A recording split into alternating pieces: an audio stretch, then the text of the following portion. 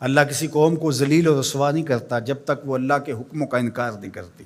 قومیں رسوا اور ذلیل تب ہوتی ہیں جب اللہ کے حکام سے رخ پھیریں اور اعراض کریں، پھر قوموں کو پیس کے رکھ دیا جاتا ہے۔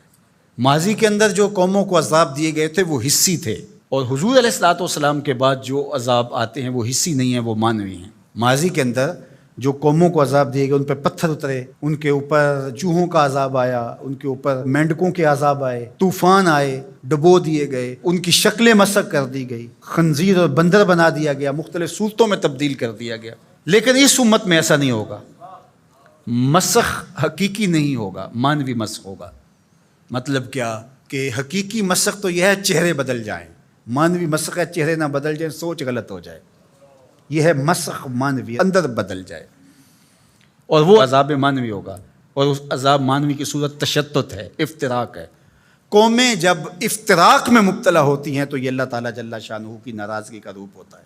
اللہ تعالیٰ جل شانہ جب کسی سے ناراض ہو جاتا ہے تو ایک تو اس قوم سے، سورہ یاسین کا ابتدائیہ دیکھیے، جب حبیب النجار نے آ کے ان دو فرستادگان کے لیے کہا تھا کہ یہ اللہ کے فرستادہ ہیں اور تم سے مانگتے کچھ نہیں، اور تم ان کو قتل کے درپے ہو گئے ہو، لیکن انہوں نے حبیب نجار کو بھی دھر لیا، اور پھر نتیجہ کیا ہوا کہ ان کو بھی شہید کر دیا، اور جو فرستادگان الہی آئے تھے، پیغمبر آئے تھے، ان کو بھی شہید کر دیا۔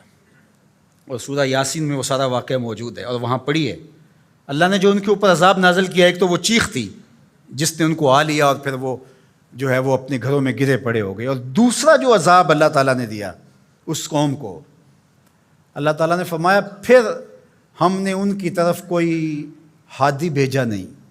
ذرا غور کیجئے، یہ باریک عذاب ہے، یہ معنوی عذاب ہے۔ انہوں نے میرے فرستادگان کی قدر نہیں کی تو پھر میں نے سزا کیا دی کہ پھر ان کی طرف میں نے کوئی ہادی نہیں بھیجا، رہنما نہیں بھیجا جو ان کی رہنمائی کر سکے، ان کو بلائے، ان کو پھر اندھیروں میں بھٹکنے کے لیے چھوڑ دیا۔ تو یہ بات ذہن میں رکھیے گا، جب قومیں تشدد، ناقدری، اچھے لوگوں کو نظر انداز کرنے کا مزاج پیدا کرتی ہیں تو پھر ان کے اوپر جو عذاب بھیجے جاتے ہیں ان میں سے ایک عذاب کہ پھر وہ حقیقی قیادت سے محروم کر دیے جاتے ہیں۔ آج میرے وطن اور عالم اسلام کی جو حالت ہے، ہم اس وقت قیادت کے اعتبار سے یتیم ہیں۔ یہ الگ بات ہے کہ ہر بندہ دعویٰ کر رہا ہے کہ میں ہی نجات دہندہ ہوں اور میں ہی قائد ہوں۔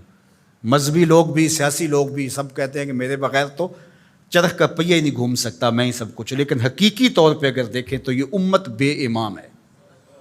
اس وقت ہمارے پاس قیادت کا فقدان ہے، اگرچہ قائدین کی بہتات ہے، لیکن قیادت، حقیقی قیادت جو درد امت کا مداوع کر سکتی ہو، جو ضرورت کی کفیل ہو، وہ قیادت آج ہمارے پاس نہیں ہے۔ اقبال نے بھی کہا تھا، اٹھانا پھر کوئی رومی عجم کے لالہ زاروں میں، وہی آب و گل ایران، وہی تبریز ہے ساقی۔ اور دوسرے مقام پہ یہاں کے حالات کا، چمن میں رخت گل شبنم سے تر ہے، سمن ہے، سبزہ ہے، باد سحر ہے، مگر ہنگامہ ہو سکتا نہیں گرم، یہاں کا لالہ بے سوز جگر ہے۔